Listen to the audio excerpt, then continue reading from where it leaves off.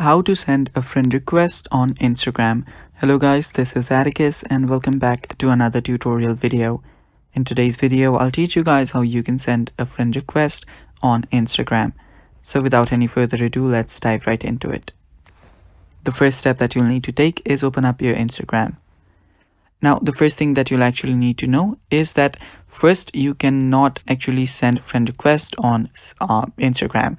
There is no friend request system. But what you can do is you can send a follow request. Now, this is also only applicable for accounts that are private. On normal circumstances, for public account, you do not actually need to send a friend request. For example, if I head over to this account right here, I can directly follow it. I do not need to send it a request. But if I just head over to a private account like this, I will actually need to send a request for it. So as you can see, it's saying requested. Now, whenever this user accepts my follow request, they will add me back. And that is how you send a friend request or a follow request on Instagram. Thanks for watching, guys. That is all for today's video. Stay tuned for more and bye-bye. Take care.